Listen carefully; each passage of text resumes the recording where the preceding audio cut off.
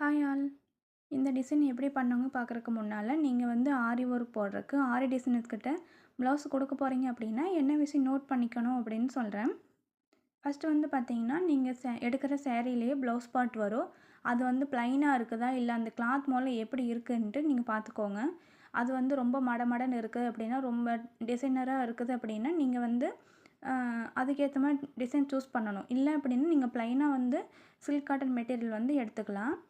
நீங்கள் உங்களுக்கு design choose பண்ண தெரில அப்படின்னா நீங்கள் கொண்டு போய் அந்த சேரீ கொண்டு போய் டிசைனர்ஸ்ட்ட கொடுத்துட்டிங்கன்னா அவங்க வந்து அதுக்கேற்ற மாதிரி நியூ டிசைனும் காட்டுவாங்க. சேரீல இருக்க டிசைன் கூட ஒர்க் பண்ணலாம், அதுவும் நல்லாயிருக்கும்.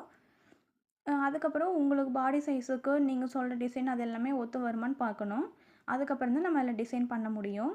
ஏன்னா இப்போ நான் ஒர்க் பண்ணிக்கிற ப்ளவுஸ் பார்த்தீங்கன்னா ரொம்ப கொஞ்சம் மடமடன்னு இருந்தது. ஃபுல் அண்ட் ஃபுல் ஜரி ஒர்க்காக இருந்தது.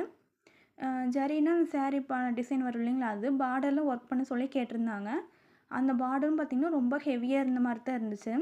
அதில் இப்போ ரொம்ப பஞ்ச் பண்ணி எடுக்கிற மாதிரி இருந்துச்சு. இதில் ஒர்க் பண்ணாலும் வந்து அவ்வளோக்கா வந்து நீட்டாக தெரியாது வெளியே. ஏன்னா நம்ம பண்ண ஒர்க்கு பார்க்கும்போது ஒரு சைடு ஒர்க்கு தெரியுது, ஒரு சைடு பார்டர் ரொம்ப ஹைலைட்டாக வந்து காட்டுது. வேறு ஒன்றும் இல்லை. இது வந்து உங்களுக்கு ஓகேவாக இருந்துச்சு. இந்த டிசைன் கேட்டிருந்தாங்க, நான் உங்களுக்கு நீட்டாக பண்ணி கொடுத்துட்டோம்.